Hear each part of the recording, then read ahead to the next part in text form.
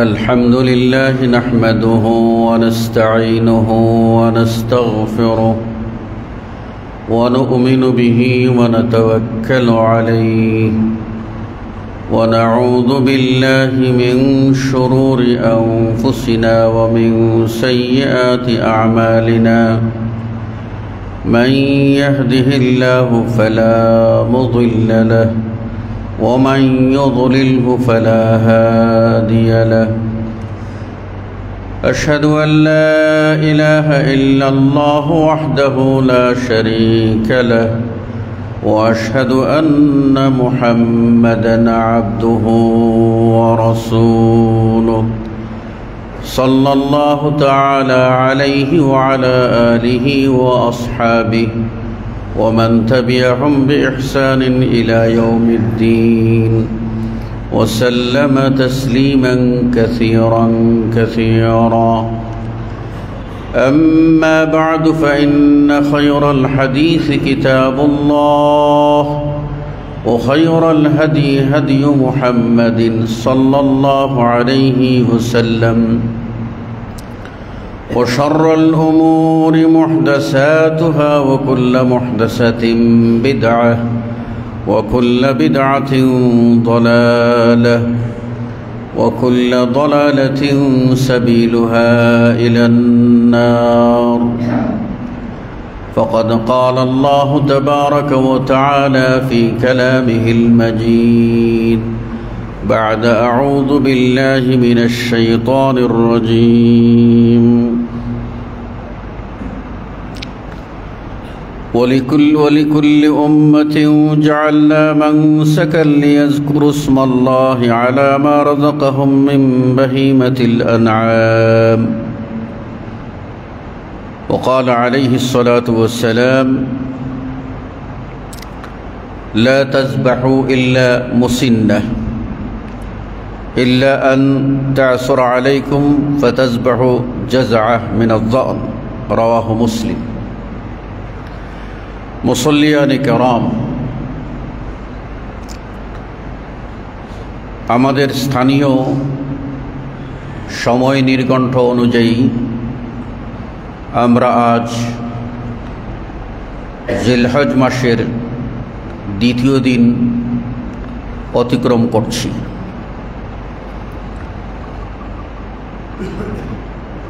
জিলহজ মাসের প্রথম দশকের ফজিলত সম্পর্কে এবং করণীয় সম্পর্কে আমরা গত জুমায় আলোচনা করেছিলাম। আজকে আমরা কোরবানি সংশ্লিষ্ট কিছু মাসআলা ও মাসাইল প্রসঙ্গে আলোকপাত করতে প্রয়াস পাব ইনশাআল্লাহ তাআলা। প্রথমত আমাদের সকলকে একটি বিষয় জেনে নিতে হবে যে আল্লাহ রব্বুল আলামিন আমাদের জন্য পরিপূর্ণ একটা দিন উপহার দিয়েছেন। এই দিনে বা এই ইসলামে কোনো অপূর্ণতা নাই, কোনো শূন্যতা নাই, কোনো কমতি নাই, কোনো ঘাটতি নাই। এমন কোনো বিষয় নাই যা আজ থেকে ১৫০০ বৎসর আগে প্রয়োজন ছিল। এই ১৫০০ বৎসর অতিক্রমের পথে প্রয়োজন হয়েছে, বর্তমানে হচ্ছে এবং কিয়ামত পর্যন্ত হবে। তার প্রত্যেকটারই সমাধান ইসলামের ভিতরে রয়েছে। এই ইসলামে আমাদের জন্য আমাদের তৌহিদি চেতনা বা ঈমানকে যেমন গুরুত্ব দেওয়া হয়েছে, তেমনি আধ্যাত্মিকভাবে মানসিকভাবে যেন আমরা পরিপূর্ণ সুস্থ সালামত সদর এর অধিকারী হতে পারি সে নির্দেশনাও দেওয়া হয়েছে। এমনকি আমাদের পারিবারিক সামাজিক যে সংস্কৃতি সে বিষয়েও স্পষ্ট নির্দেশনা ইসলামের মধ্যে রয়েছে। আমরা লক্ষ্য করলে দেখতে পাব যে ইসলামের কোনো কাজই, মানে পৃথিবীতে একজন মুসলিমের কোনো কাজ, মানে ইসলাম সমর্থিত কোনো কাজ, সেটা কোনোটাই ইবাদতের বাহিরে না, প্রত্যেকটাই ইবাদত। একজন মুসলিমের ঘুমও ইবাদত, একজন মুসলিমের আরেকজন মুসলিমের সাথে সাক্ষাৎ করাটাও ইবাদত, অসুস্থ ব্যক্তিকে দেখতে যাওয়াটাও ইবাদত, আত্মীয় স্বজনের বাড়িতে যাওয়াটাও হলো ইবাদত, বিবাহ করাটা হলো ইবাদত, স্বামী স্ত্রীর যে জৈবিক শখ আল্লাহ দিয়েছেন সেটা মেটানোও ইবাদত, সন্তান লালন পালন ইবাদত। মানে আমরা শুধু যেন মনে না করি যে সালাত 5 ওয়াক্ত এটাই ইবাদত, আর রমজানে 1 মাস সিয়াম বা রোজা ইবাদত না। একজন মুসলিমের পুরো জীবনটাই হলো ইবাদত, যদি সে শরীয়তের নীতি মেনে চলে। এক্ষুনি প্রশ্ন দেখা দেবে যে আমাদের সমাজে বিভিন্ন প্রকার সংস্কৃতি আছে, ইসলামের সংস্কৃতি কি? ইসলামী সংস্কৃতি একজন মুসলিমের জীবন কালচারটাই হলো তার সংস্কৃতি, তার লাইফস্টাইল, এটাই হলো তার সংস্কৃতি। তার মধ্যে সামাজিক কিছু কাজ আল্লাহ রাব্বুল আলামিন আমাদেরকে দিয়েছেন, তার মধ্যে উল্লেখযোগ্য হলো বৎসরে 2 দিন ঈদ, ঈদুল ফিতর আর ঈদুল আজহা। আল্লাহ রাসূল সাল্লাল্লাহু আলাইহি ওয়াসাল্লাম মদিনায় হিজরত করে দেখতে পেলেন যে মদিনার ইহুদিরা তারা বিশেষ দিনে উৎসব পালন করছে। আল্লাহ নবী সাল্লাল্লাহু আলাইহি ওয়াসাল্লাম তাদেরকে জিজ্ঞেস করলেন, মা হাযানিল ইয়াওমান, এইগুলি দিনগুলি কিসের? মা হাযাল ইয়াওম, বা এই দিনটা কিসের, যে দিনে তোমরা এই আনন্দ উল্লাস করছো? তারা তাদের ধর্মীয় অনুভূতির কথা, ধর্মীয় সংস্কৃতির কথা জানাইল।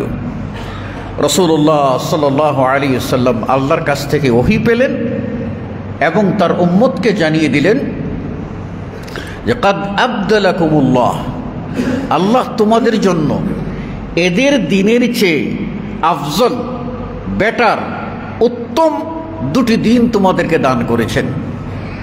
তাহলে বেরা গেল সেটা হলো ঈদুল ফিতর এবং ঈদুল আজহা। এই 2টি দিন আল্লাহর দান করা বিশেষ সম্মানী দিন। এই দিনে বান্দারা ইবাদত করবে, এই দিনে বান্দারা গুনাহ থেকে মুক্ত হবে, এই দিনে বান্দারা পরিবার পরিজন সকলকে নিয়ে আনন্দ করবে। তাহলে ইবাদত, উৎসব, আনন্দ সব কিছুই এই 2 দিনের ভিতরে আছে, যদি আমরা গুরুত্ব দিয়ে থাকি। দ্বিতীয় হলো আমরা যেটা বলবো কোরবানি। এই কোরবানি সম্পর্কে আল্লাহ রাব্বুল আলামিন বলেছেন, ওয়ালিকুল্লি উম্মাতিন জাআলনা মানসাকা, আমি প্রত্যেক জাতির জন্য নুসুকের ব্যবস্থা করেছি। কেন? লিয়াজকুরুসমাল্লাহ, তারা যেন আলাইহি, এই নুসুক, এই কোরবানিতে তারা যেন আল্লাহর নাম স্মরণ করে, আল্লাহর নিয়ামতের প্রতি কৃতজ্ঞ হয়, শুকরিয়া বোধ তাদের ভিতরে জাগ্রত হয়। আলা মা রাযাকাহুম মিন বাহিমাতিল আনআম, চতুষ্পদ যে জন্তুগুলি আল্লাহ রাব্বুল আলামিন আমাদের জন্য রিজেক হিসাবে দিয়েছেন, সেগুলি যেন আমরা ভোগ করি আর আল্লাহর শুকরিয়া আদায় করি। এই আয়াত প্রমাণ করে পৃথিবীতে যত উম্মত এসেছেন প্রত্যেক উম্মতের জন্য কোরবানির ব্যবস্থা ছিল। এই জন্য কোরবানিকে দুই ভাগে ভাগ করা যায়। একটা হলো ইব্রাহিম আলাইহিস ইসলামের আগের যুগ, মানে আদম থেকে ইব্রাহিম আলাইহিস ইসলাম পর্যন্ত, আর ইব্রাহিম আলাইহিস ইসলাম থেকে এই মুহাম্মদ সাল্লাল্লাহু আলাইহি ওয়াসাল্লাম পর্যন্ত, এই দুই যুগে ভাগ করা যায়। প্রথম ভাগে অর্থাৎ ইব্রাহিম আলাইহিস ইসলামের আগে যত নবী রসুল অতিক্রম করেছেন, যে উম্মত অতিবাহিত হয়েছে, তাদের জন্য যে কোরবানিটা, সেই কোরবানিটার ধরন ও প্রকৃতি সম্পর্কে আমরা সম্যক অবগত নই, কিন্তু আমরা এটা বিশ্বাস করি কোরআন যেহেতু বলেছে ওয়ালিকুল্লি উম্মাতিন জাআলনা মানসাকা, প্রত্যেক উম্মতের জন্য নুসুকের ব্যবস্থা ছিল। আর ইব্রাহিম আলাইহিস ইসলামের দুই পুত্র হাবিল ও কাবিলের ঘটনা আল্লাহ রাব্বুল আলামিন কোরআনে উল্লেখ করে বলছেন যে স্মরণ করো সেই সময়ের কথা, ইস্তাকাররাবা কুরবানান, যখন ইব্রাহিমের দুই ছেলে কুরবানি করেছিল, আদম আলাইহিস ইসলামের দুই ছেলে কুরবানি করেছিল, আদম আলাইহিস ইসলামের দুই ছেলে কুরবানি করেছিল। ফাতুকুব্বিলা মিন আহাদিহিমা, তাদের দুইজনের একজনের কোরবানি আল্লাহ কবুল করেছেন, আর দ্বিতীয়জনের কোরবানি কবুল করেন নাই। ইতিহাস সকলের জানা আছে। কিন্তু প্রশ্ন হলো, ওই আদমের সন্তান হাবিল ও কাবিল যে কোরবানি করেছিল, তারা কি কোরবানি করেছিল সে বিষয়ে স্পষ্ট কোনো নির্দেশনা নাই। আর ইব্রাহিম আলাইহিস ইসলাম থেকে মুহাম্মদ সাল্লাল্লাহু আলাইহি ওয়াসাল্লাম পর্যন্ত, বাট এই উম্মতের শেষ অবধি যে কোরবানি, সেটা হলো পশু কোরবানি, শরীয়ত নির্ধারিত পশু কোরবানি। আর আদম থেকে ইব্রাহিম পর্যন্ত এই যুগে কোরবানি ছিল, কি ধরনের কোরবানি ছিল সে ব্যাপারে স্পষ্ট আমরা জানতে পারি না। আমরা সংজ্ঞাটা জানি, কোরবানি কাকে বলে, তাহলেই বুঝি যাব। কোরবানি হলো, এটা ফার্সি ও উর্দু সম্বন্ধীয় পদে বলা হয়। আসল আরবি হলো কোরব। কোরবুন শব্দের অর্থ হলো নৈকট্য লাভ করা, নিকটে পৌঁছা। এখানে যেসব বস্তু দানের মাধ্যমে, উৎসর্গ করার মাধ্যমে আল্লাহর সান্নিধ্য, আল্লাহর কুরবত বা নৈকট্য লাভ করা উদ্দেশ্য হতো, সেটাকেই কুরবানি বলা হতো। তাহলে বোঝা গেল যে তারা ওই যুগে তাদের সামর্থ্য অনুযায়ী শরীয়ত নির্ধারিত যে বস্তুটাই দান করে আল্লাহর নিকটে পৌঁছার চেষ্টা করতেন, ওটাকেই কোরবানি বলা হতো। এই জন্য ওরফান আমাদের ভিতরে এই কথাটা এখন পর্যন্ত চালু আছে, আল্লাহর রাস্তায় কিছু সময় কোরবানি করেন, বলে না? আল্লাহর রাস্তায় কিছু দান দেন, কিছু কোরবানি করেন ভাই, এই কথাটা মানে আপনি আল্লাহর রাস্তায় সময় দেবেন, ওটাও কোরবানি। আল্লাহর রাস্তায় দান করবেন, ওটাও কোরবানি। আল্লাহর রাস্তায় দাওয়াতি ময়দানে যাবেন, ওটাও কোরবানি। মানে আল্লাহর ওয়াস্তে ত্যাগ করাকেই কোরবানি বলা হয়। এবার ইসলামী শরীয়তে, অর্থাৎ আমাদের নবী সাল্লাল্লাহু আলাইহি ওয়াসাল্লাম আমাদের জন্য যে শরীয়ত উপহার দিয়ে গেছেন, এই শরীয়তে কোরবানি বলা হয় শরীয়ত নির্ধারিত পশু, শরীয়ত নির্ধারিত দিনে আল্লাহর নামে উৎসর্গ করার নাম হলো কোরবানি, যার সাহায্যে বান্দারা আল্লাহর নৈকট্য, আল্লাহর কাছে পৌঁছতে চায়, আল্লাহর প্রিয় পাত্র হতে চায়, এটা হলো কোরবানি। ইব্রাহিম আলাইহিস সালামকে আল্লাহ রাব্বুল আলামিন নির্দেশ দিয়েছিলেন তার একমাত্র পুত্র ইসমাইলকে কোরবানি করতে। ইব্রাহিম কুরবানি করবেন, ইসমাঈলও কুরবানি হবেন। দুজনেই যখন সম্মত হলেন তখন আল্লাহ রাব্বুল আলামিন ইব্রাহিম আলাইহিস সালামের কোরবানি কবুল করে নিয়ে ইসমাঈলকে মুক্তি দিয়ে দিলেন।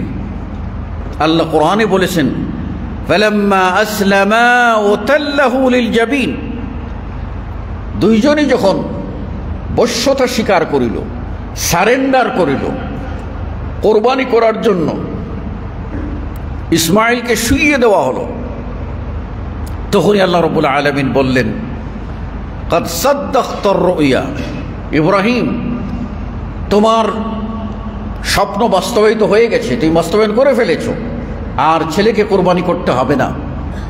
ফাদাইনাহু বিযিবহিন আযীম, আমি একটা বড় প্রাণী দিলাম, সেই প্রাণী কোরবানি করো। ইব্রাহিম কোরবানি করলেন।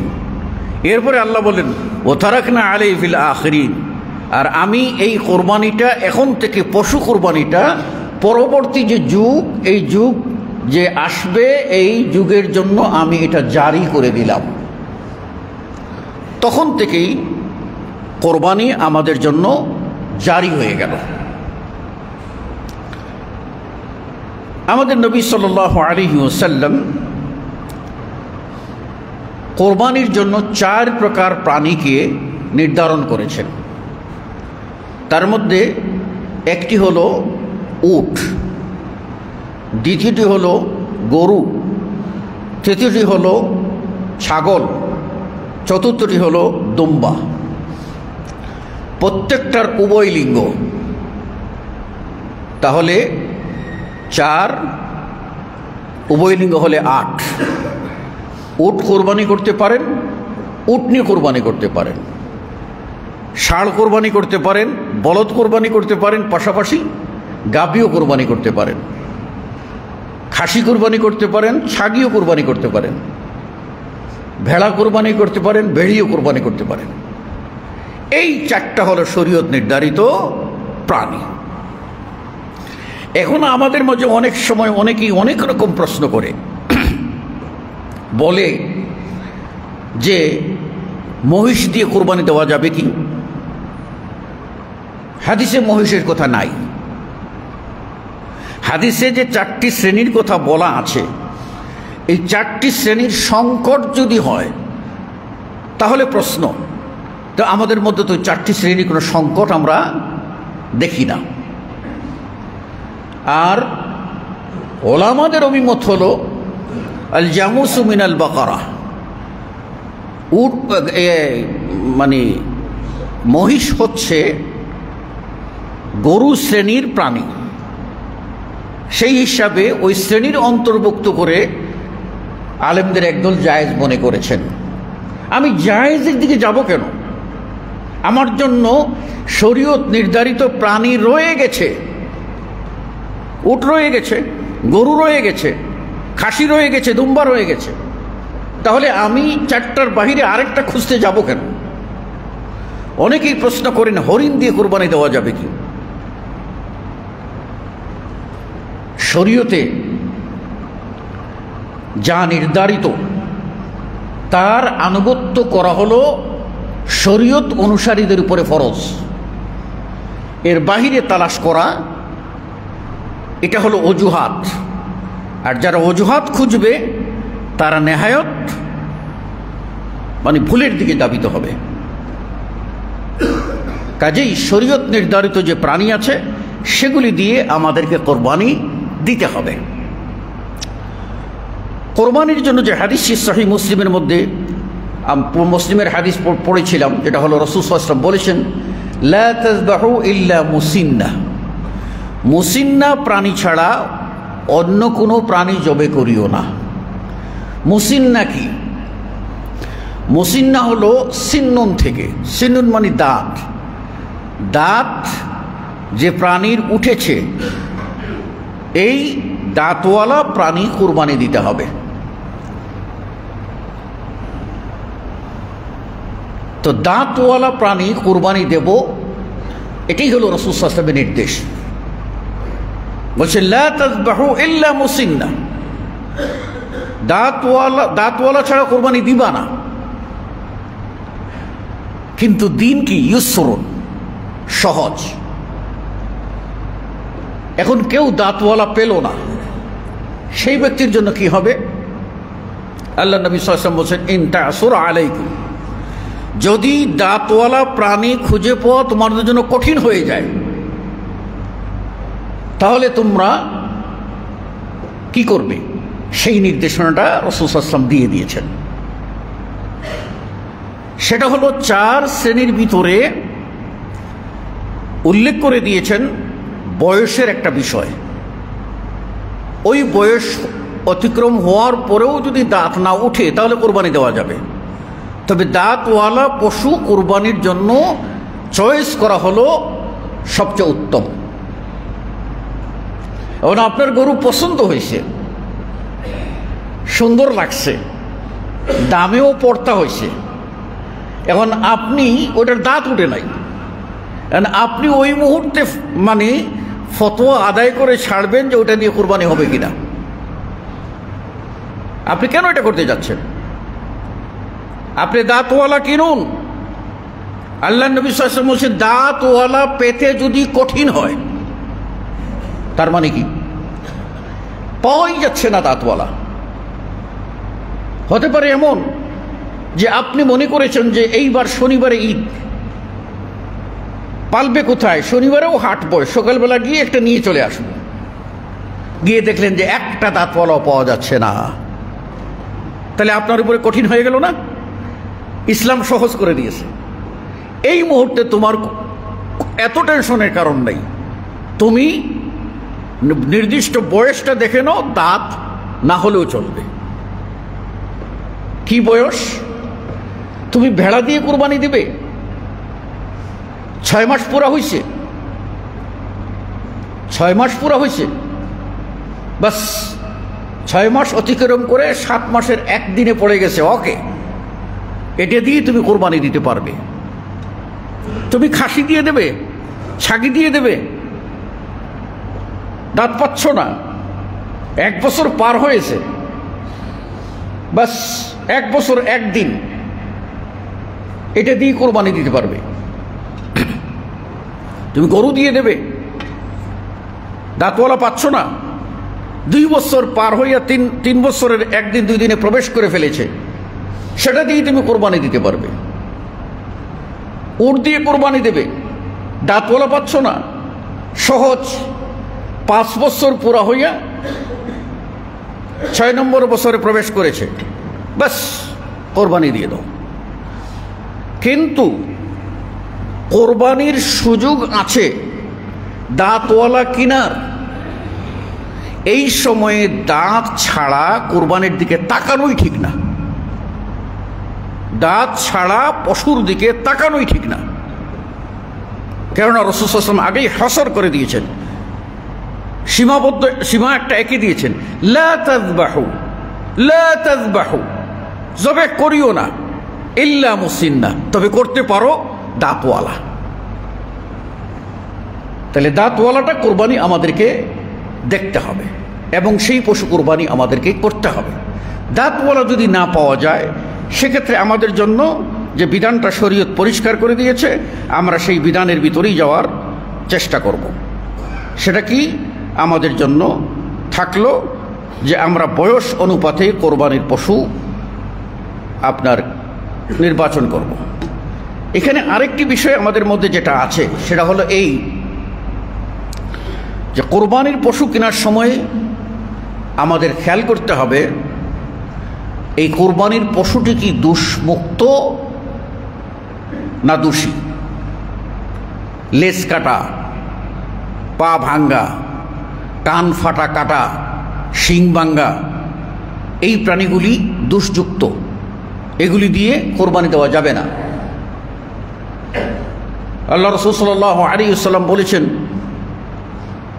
যে এমন অসুস্থ কোরবানি পশু, আল বাইয়িনু মারদুহা, যার অসুস্থতা, রোগটা পরিষ্কার, রোগা, সেটা দিয়ে কোরবানি চলবে না। এমন প্রাণী যার বয়স হইয়া হাড্ডির মগজ শুকিয়ে যাওয়া, এইরকম প্রাণী দিয়ে কোরবানি চলবে না।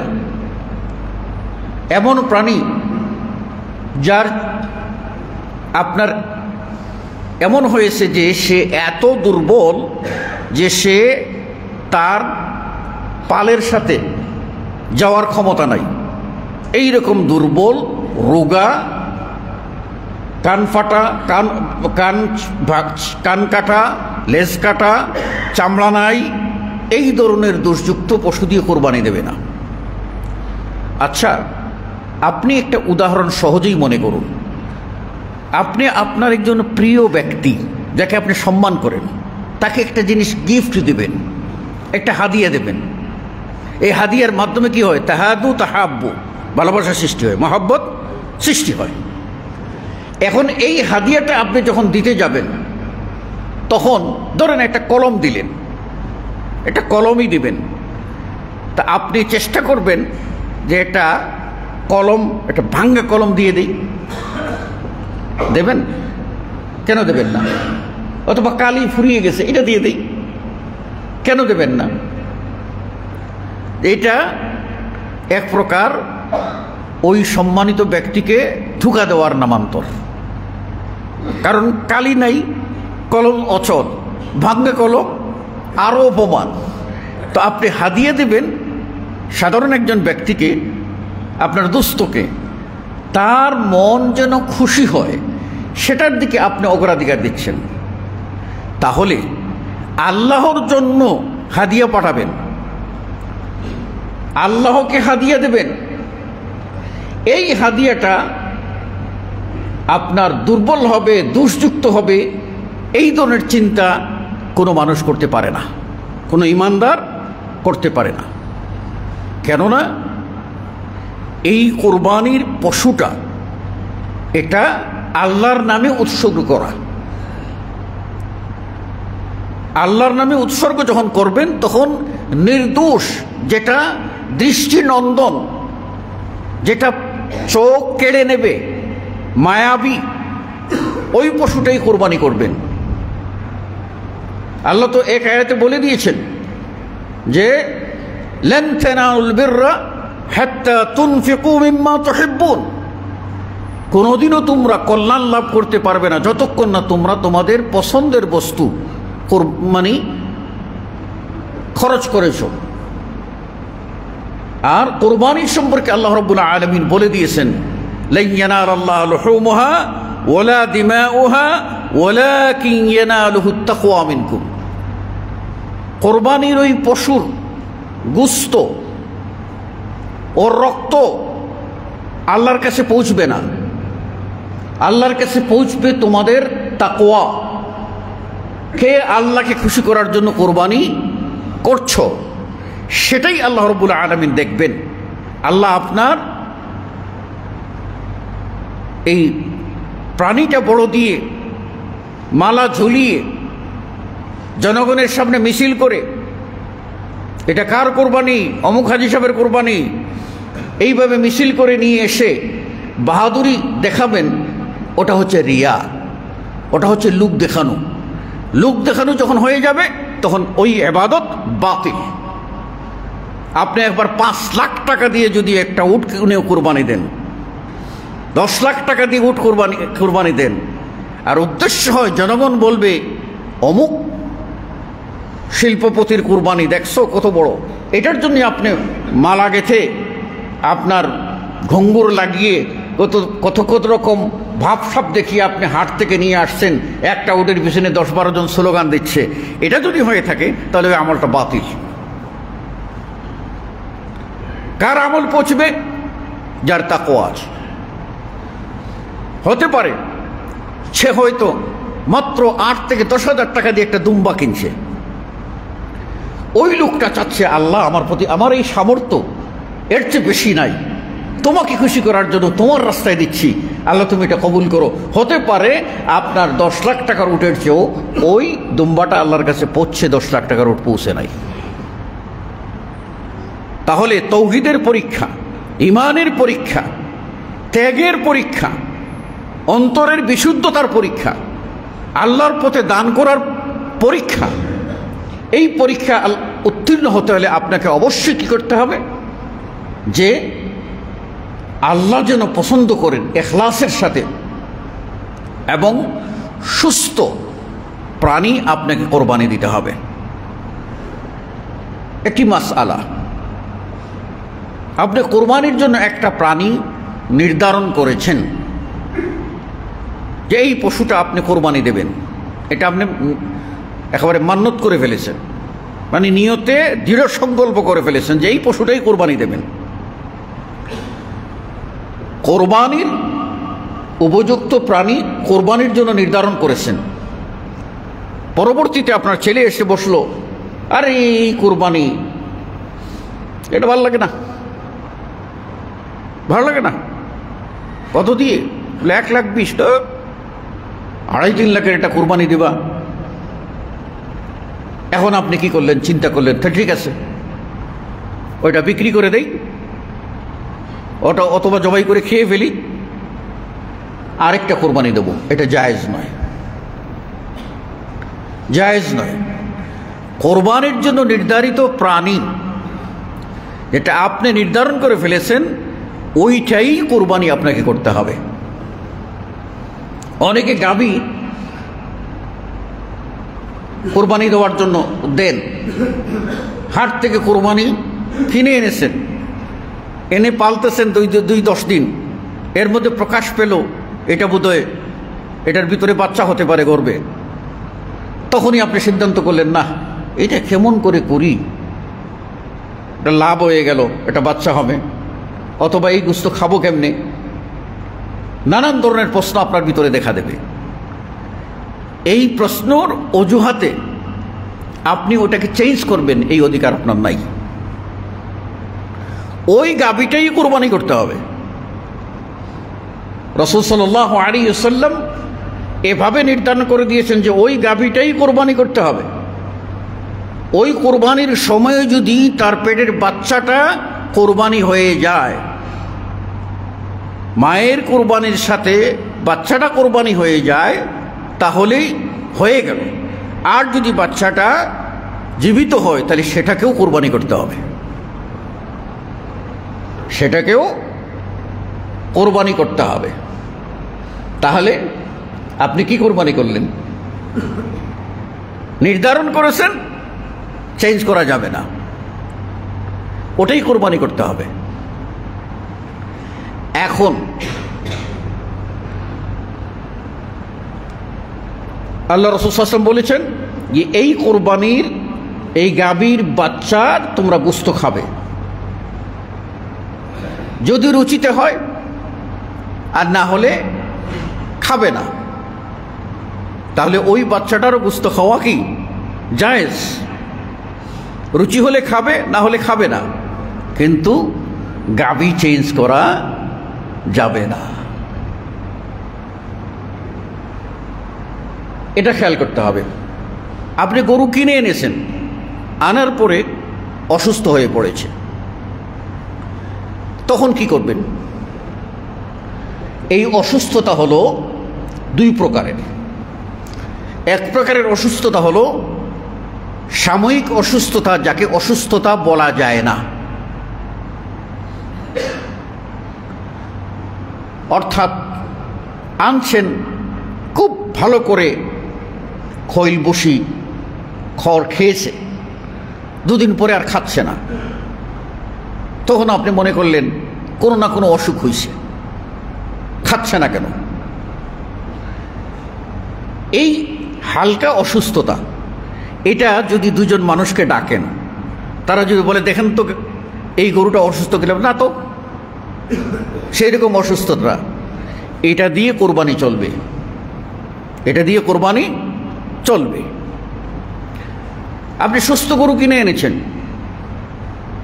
গরুর খোরা রোগ হয়, আপনি এনে দেখলেন যে 2 দিন পরে পায়ের খোরাগুলি খুলে গেছে, ব্যথা হচ্ছে, দাঁড়াইতে পারতেছে না, এটা ছোট রোগ, এটাই পুরো গরু অসুস্থ হয়নি, একটা ফোড়া উঠেছে টিউমারের মতো চামড়ায়, ওটা ফেলে দিলেই চলবে, সুতরাং এটাকে অসুস্থতা বলে না, যে অসুস্থতায় কোরবানি দেওয়া চলবে না।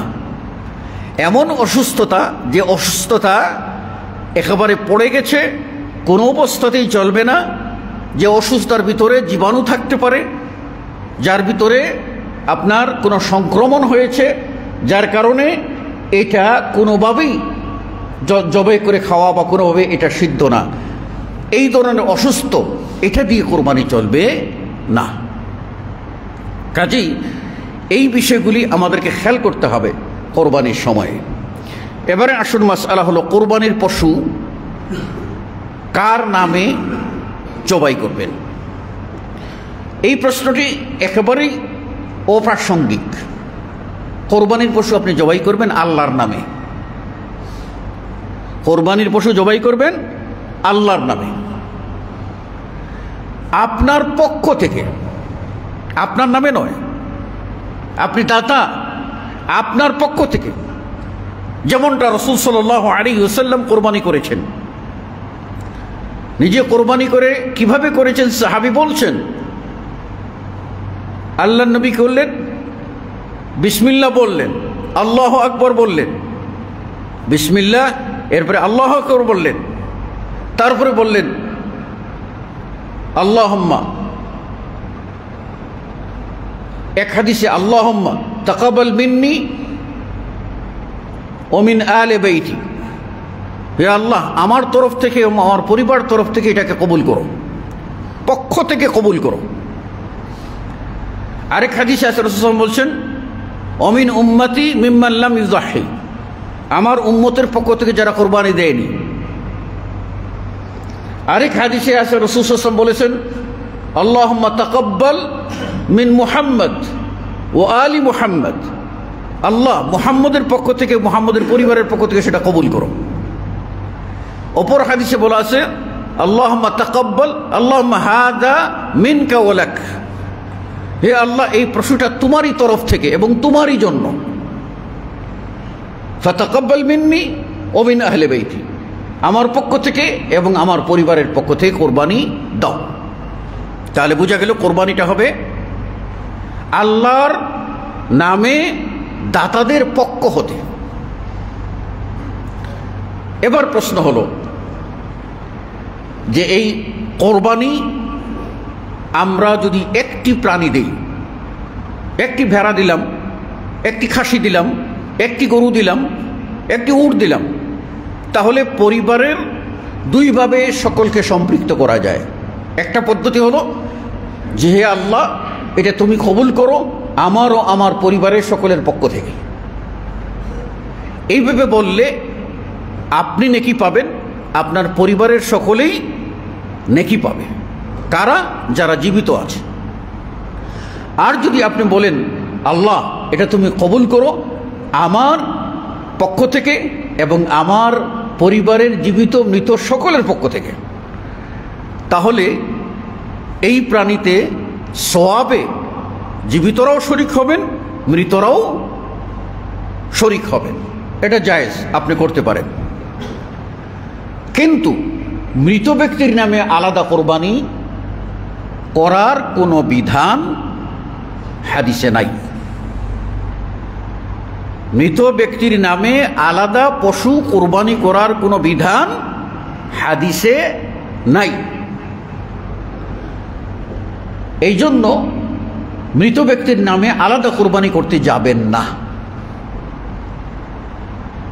আলেমদের অভিমত হলো, গবেষকদের অভিমত হলো, সাধারণ হাদিসগুলিতে মৃত ব্যক্তিদের পক্ষ থেকে দান করা এর হুকুম আছে, দান করার বৈধতা আছে। দান করলে ওই দানটার সওয়াব ওই মৃত ব্যক্তি পাবে। এই সাধারণ হাদিসগুলির সমন্বয় করে উলামাদের ঐমত হলো, কেউ যদি মৃত ব্যক্তির পক্ষ থেকে দেয়, এটা আলাদা দেবে। আলাদা যদি দেয় তাহলে সম্পূর্ণরূপে এটা হবে সাদাকা। সাদকা করি না, এই সাদাকা আপনি খেতে পারবেন না। এটা গরিব মিসকিন যারা কোরবানি দেয় নাই তাদের মধ্যে বিলিয়ে দিতে হবে। তাদের মধ্যে বিলিয়ে দিতে হবে। এই মাসআলা আমাদের সকলকে খেয়াল করতে হবে যে আমরা গরিব মিসকিনকে শামিল করে কোরবানি দিতে পারি, আর যদি আলাদা চিহ্নিত করে কোরবানি দেই গরিবের মানে মৃতর পক্ষ থেকে, তাহলে ওই মৃতের কোরবানিটা সদকা করে দিতে হবে, ওইটা নিজেরা খাওয়া যাবে না। এবার মাসআলা হলো যে একটি পরিবার এক চুলায় নয় 3 চুলা 4 চুলায়। কেমন করে? বাবা মার সাথে ছোট ছেলে, বড় ছেলে, মেজো ছেলে যার যার আলাদা খায়। তাহলে এই সবাই যদি মনে করে বাপ আছি, বাপের পক্ষ থেকে একটা কোরবানি দিয়ে দিলে আমাদের সবার দায় মুক্তি হয়ে যাবে। এইখানে একটু বোঝার বিষয় আছে। আমাদের খুতবার উদ্দেশ্য বাহবা কোরআনো না, এটা তো জানেনি, একটা ক্লাসের মতো যাতে আমরা বুঝতে পারি। এইখানে রাসূল সাল্লাল্লাহু আলাইহি ওয়াসাল্লাম বলছেন লিকুল্লি বাইতিন উযহিয়া, প্রত্যেক পরিবারের পক্ষ থেকে একটি কোরবানি। এখন এখানে পরিবার কয়টা? বাবা মা ছোট ভাই বলে একটা পরিবার, আবার বাকি 2-3 জন আলাদা পরিবার। কাজেই এখানে এক করার কোনো সুযোগ নাই। এখানে যারা আলাদা তাদের সামর্থ্য থাকলে তাদের উপরে কোরবানি দিতে হবে, সামর্থ্য থাকলে কোরবানি দিতে হবে। কেননা রাসূল সাল্লাল্লাহু আলাইহি ওয়াসাল্লাম বলেন মান লাহু সাআতুন ওয়া লাম ইউযাহি ফালা ইয়াকরাবান্না মুসাল্লানা। যে ব্যক্তি কোরবানি দেওয়ার সামর্থ্য পায়, তৌফিক আছে, কিন্তু কোরবানি দেয় নাই, সে যেন আমাদের ঈদগাহের কাছে না আসে। মানে নিরুৎসাহিত করেছেন। এর অর্থ ঈদগাহে যাওয়া যাবে না এটা না। ঈদগাহে যাবে, সালাত আদায় করবে, সবই ঠিক, কিন্তু আল্লাহ নবী পছন্দ করেন নাই, পছন্দ করেন নাই। সামর্থ্যবান প্রত্যেকেরই এই কোরবানি দিতে হবে। এখন প্রশ্ন হলো, যদি তারা একটা গরু বা উট কোরবানি দেন, আর এই কোরবানির সময়ে যদি তারা অংশীদারের ভিত্তিতে দেন, এই অংশীদারের ভিত্তিতে একজনের উপরে 20,000 টাকা পড়েছে, সে 20,000 টাকা দিয়ে দিল।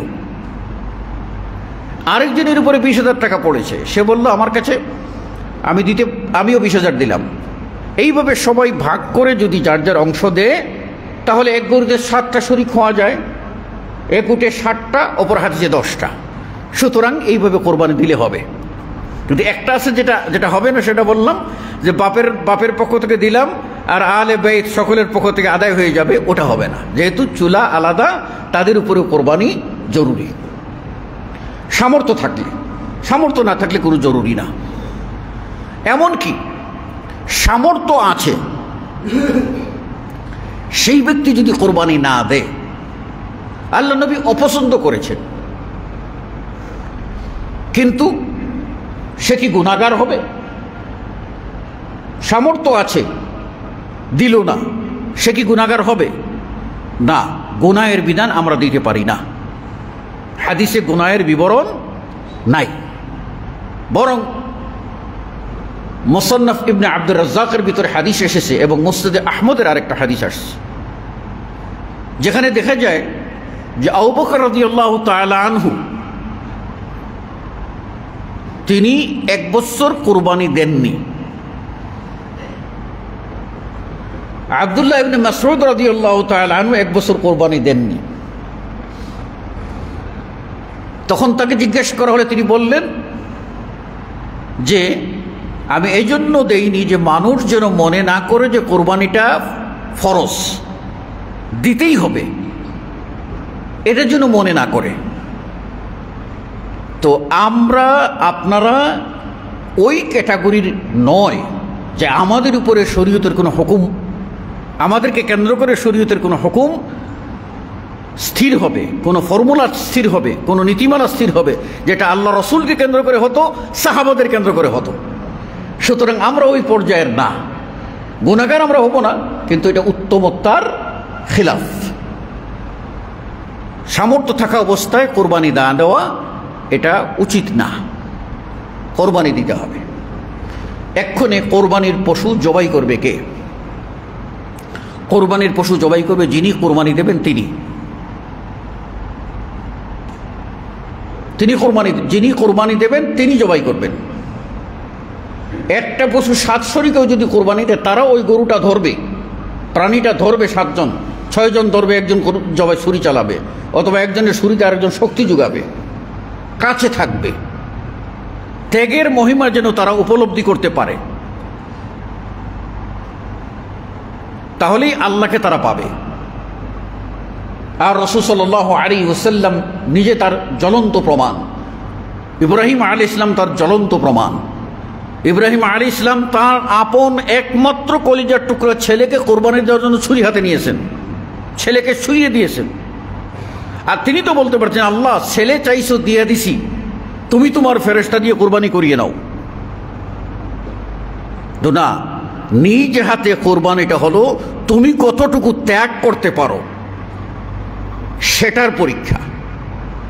মহানবী মুহাম্মদ রাসূলুল্লাহ সাল্লাল্লাহু আলাইহি ওয়াসাল্লাম 10ম হিজরিতে তার জীবনের একমাত্র হজ, হজ্জাতুল ওয়াদা, সেখানে রাসূল সাল্লাল্লাহু আলাইহি ওয়াসাল্লাম মিনায় গিয়ে কি করলেন? মিনায় নিজ হাতে 63টা উট নহর করলেন, 63টা উট কুরবানি করলেন।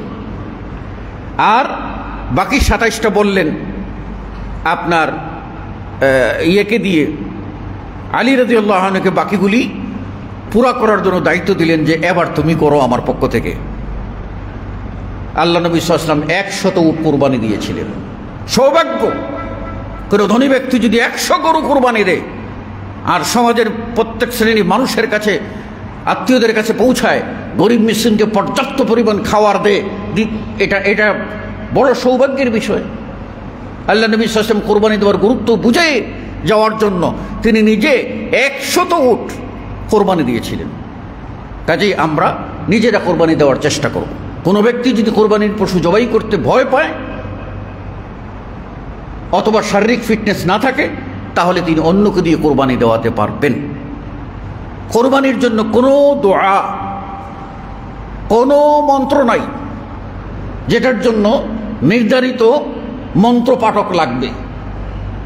আমাদের সমাজে কোথাও কোথাও চালু আছে, মসজিদের ইমাম সাহেব কোরবানির পশু জবাই করবেন, আর প্রত্যেকটা পশু মাতে 500 টাকা করে নেবেন। একটা ছুরি চালাবেন, কোথাও 200 টাকা, কোথাও 100 টাকা, কোথাও 500 টাকা। এটা একটা নিয়ম। আরেকটা নিয়ম হলো কোরবানির গরুর মাথাটা হয়তো ইমাম সাহেবকে দিয়ে দিতে হবে, নাহলে একটা রান দিয়ে দিতে হবে। এটা কিন্তু সমাজে আছে বাংলাদেশে। এই নির্লজ্জতা, এই নির্লজ্জ বেহায়াপনা আমাদের মধ্যে নাই, আলহামদুলিল্লাহ। প্রত্যেক ব্যক্তি মুসলিম কালিমা পাঠ করেছে, সেই ব্যক্তি ছুরি হাতে নিয়ে বলবে বিসমিল্লাহি আল্লাহু আকবার। কিছু পারে নাই, বলবে আল্লাহ আমার পক্ষ থেকে, আমার পরিবারের পক্ষ থেকে তুমি কবুল করো। আরবির দরকার নাই, বিসমিল্লাহ আল্লাহু আকবার হয়ে গেছে। আর যদি শরিকানা দেয় তাহলে বলবে আল্লাহ তোমার বান্দা অমুক অমুক অমুক অমুকের পক্ষ থেকে তোমার নামে আল্লাহ তুমি কবুল করো, বিসমিল্লাহ আল্লাহু আকবার, হয়ে গেল। যে বিষয়টা খেয়াল করতে হবে সেটা হলো কোরবানির পশু যতক্ষণ না পর্যন্ত নিস্তেজ হয়েছে, অর্থাৎ প্রাণ চলে গিয়ে একেবারে নিস্তেজ না হয়েছে, তার আগ পর্যন্ত তার খুর কাটা, তার চামড়া ছলতে যাওয়া, এটা কোনোটাই জায়েজ নয়। এ থেকে বিরত থাকতে হবে। পুরা নিস্তেজ হয়ে যাওয়ার পরে আপনি আবার কাটবেন। এই কাটার ক্ষেত্রে ইসলামী বিধান, সেখানে আপনাকে অবশ্যই খেয়াল করতে হবে যে এই কোরবানির পশু যারা কাটবে, আপনি সেই ক্ষেত্রে গরু কাটার লোক আলাদা নিয়োগ দিতে পারেন। এদেরকে হাদিসের ভাষায় বলা হয় জাজের, যারা ভাড়ার বিনিময়ে তার সময়টা বিক্রি করে। একটা গরু কেটে দেব কত টাকা, এই টাকাটা আপনি মালিক, আপনার পকেট থেকে দিতে হবে। কোরবানির পশুর কোনো অংশ থেকে দেওয়া যাবে না। যেটা আলী রাদিয়াল্লাহু আনহু বলছেন, না রাসূলুল্লাহ সাল্লাল্লাহু আলাইহি ওয়াসাল্লাম নুতিয়াল জাযিরা, আমাদের আল্লাহ রাসূল সাল্লাল্লাহু আলাইহি ওয়াসাল্লাম নিষেধ করেছেন আমরা যেন এই যারা পশু কাটে তাদেরকে যেন কোরবানির প্রাণী থেকে কিছু না দিই। তাহলে দেব থেকে? তিনি বলছেন কুন্না নুতি মিন ইনদানা, আমরা আমাদের নিজেদের পকেট থেকে আমরা এটা দিয়ে দিতাম। কাজেই এই বিষয়টাও আপনাদের খেয়াল করতে হবে। আর কোরবানির পশু আল্লাহ রাব্বুল আলামিন বলছেন কুলু মিনহা ওয়া আত'ইমুল কানি'a ওয়াল মু'তার, নিজেরা খাও, যারা চায় তাদেরকে দাও, যারা চায় না তাদেরকেও দাও। সমান ওজন দিয়ে 3 পাল্লা ভাগ করতে ওটা না। এই ক্ষেত্রে শর্ট কথা হলো আমরা যেন এইরকম না করি যে কোরবানি দেওয়ার আগেই বড় বড় ডিপ ফ্রিজ এনে রেখে দিলাম, সারা বৎসর কোরবানির গোশত খাবো, গরিবরা পর্যাপ্ত না পাক। এটা করো, এই চিন্তা মাথার ভিতর রাখবেন না, এই চিন্তা মাথার ভিতর রাখবেন না।